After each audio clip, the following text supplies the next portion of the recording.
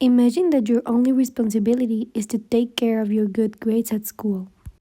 Classes are easy, you barely had homework, and you and your friends went to parties every Friday night. That was me in my last semester of high school. I was an excellent student.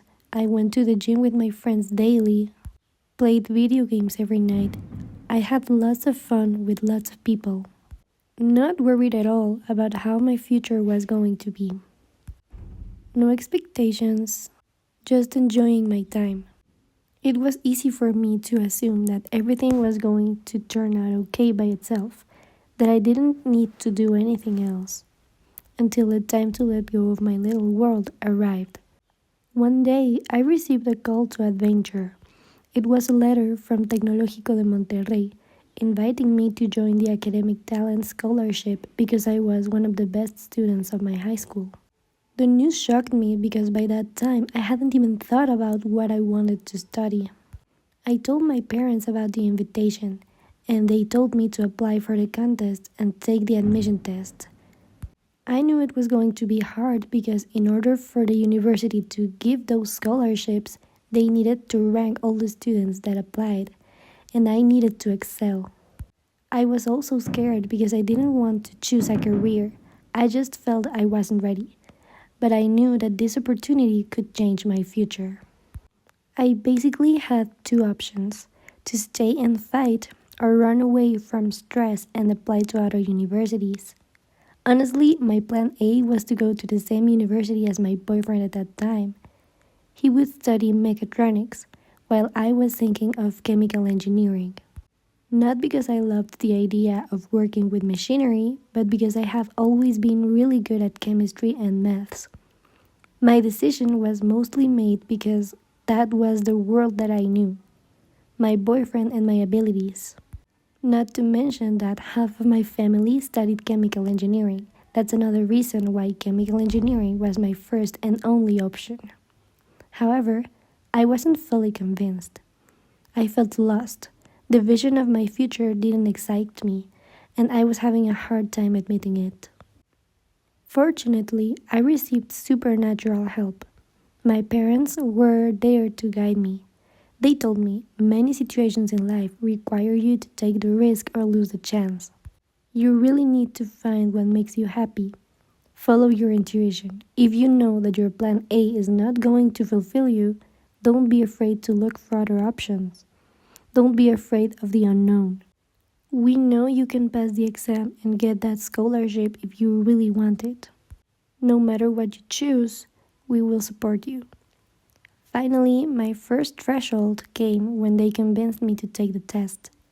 A few weeks later, the results were published. I got accepted. But until that point, I hadn't experienced the 3 challenges that truly got me out of my comfort zone.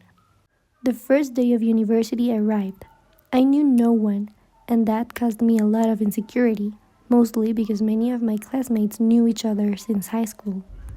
I have never been a shy person. In fact, I usually get along with people easily, but I don't like goodbyes. And at that time, I was one of those people who didn't like changes.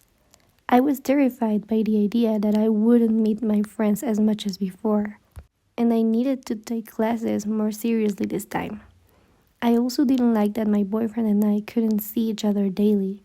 I felt forced to turn my life into something I didn't want to. That was when La Llorona began to haunt me.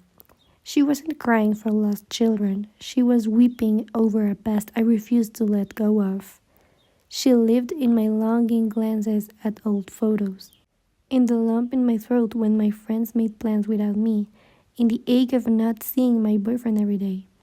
I saw the world moving forward, but I stood still, mourning a version of life that had already ended.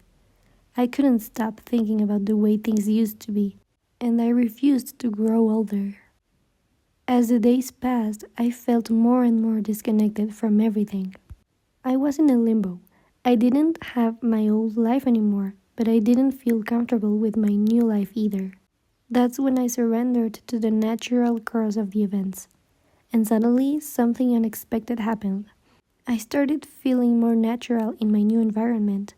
Probably because I stopped expecting things to be like high school and I gave myself permission to meet new people. I found my group of friends with whom I feel better than ever now. I realized that there was more for me to discover.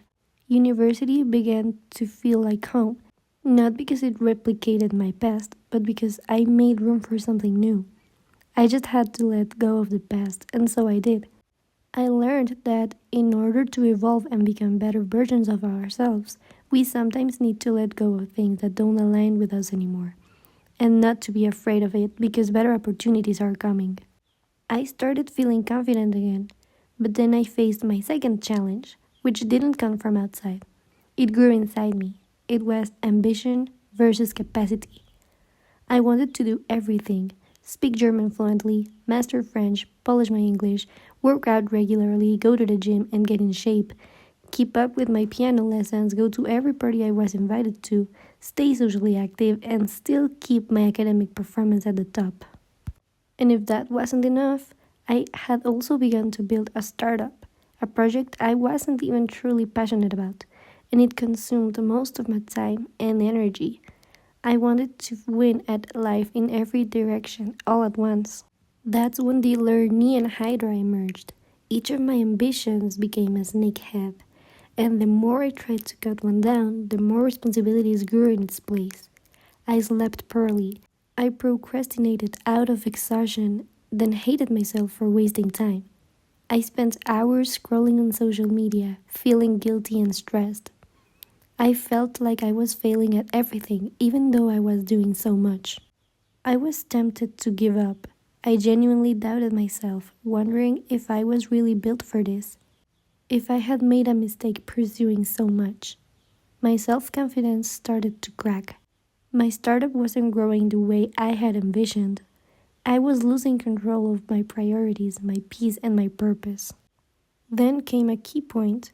One night, after another breakdown, I had a deep talk with one of my closest friends. He said something that stuck with me: that success isn't about doing everything, it's more about doing the right things at the right time.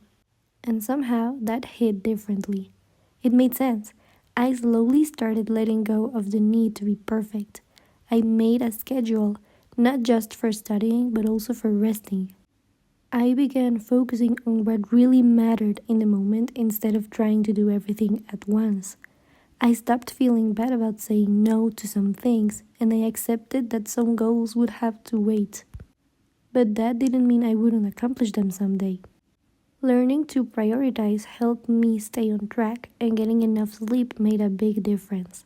That's how I started handling everything, not by trying to beat it all at once, but by knowing my limits. My third challenge was a quieter monster, but just as fierce: the amphisbaena, a creature with two heads, each pulling in a different direction, who perfectly represented my internal battle about my uncertain future. On one side, there was chemical engineering, a career that I was familiar with because of my parents. It offered many opportunities and the chance to move to a new city like Querétaro or Monterrey to take on bigger challenges. On the other side was biotechnology engineering, a career that my parents and teachers believed had a more promising future, and one that would allow me to stay in Toluca, close to my family and my memories.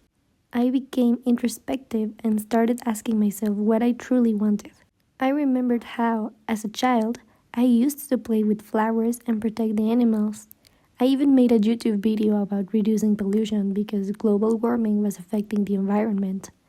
Moreover, I loved making perfumes from the flowers in my garden, and I was fascinated by how life begins and grows. I have always been curious about genetics, about how, through chemistry and seemingly spontaneous processes, nature creates such complex and resilient forms of life. I'm amazed by how living beings adapt just to keep surviving. Between my two options, biotechnology felt like the one that could help me find the answers I've always been looking for. I also love the idea of working with large industrial machinery, but what matters the most to me is helping nature. I have a deep empathy for animals, something I've realized not everyone shares. And as I mentioned before, I have a strong passion for math and chemistry. That's why I chose biotechnology engineering, and by defining my passion, I defeated my third monster. Every heroine has her weapons, not always swords or spears, but values and virtues earned through battles faced alone. Mine were built through introspection, loss, and rediscovery. My sword is clarity, the ability to pause, question everything, and act not out of fear or inertia, but purpose. My shield is empathy, the quiet strength that allows me to protect not only myself, but the nature and life I care about so deeply. I've learned to be disciplined by waking up early and organizing my priorities, and I've become more resilient by facing difficult decisions head on, even when it meant letting go of people or things I cared about. With those tools, I faced monsters that weren't just mythological, they were mental, emotional, and internal. La Llorona whispered through nostalgia. The Hydra grew from excessive ambition, and the Amphisbaena questioned my path. But I didn't just survive them, I transformed because of them. I learned that change doesn't mean losing who I was, but integrating who I was with who I'm becoming. The final gift I received as a heroine is not other than evolution. Now I understand that life isn't about having all the answers, but about daring to ask the right questions and adjusting the path when necessary. I've learned to say not now instead of never, to choose progress over perfection, and to forgive myself for not being invincible. Every semester, I grow more into the woman I'm meant to be. Now I feel like a master of my two worlds. I am no longer just a high school student, but I still carry her with me. The girl who laughed at every party, played video games at night, and never worried about the future. That world wasn't meaningless, it gave me joy, confidence, and a heart wide open to life. But I've learned to take the best of it and build something greater. Today, I don't need parties every Friday to feel alive. My new world is no longer made of instant bursts of happiness, but of meaning and a deeper sense of purpose. Becoming a professional doesn't mean letting go of who I was. It means using everything I was to become everything that I can be.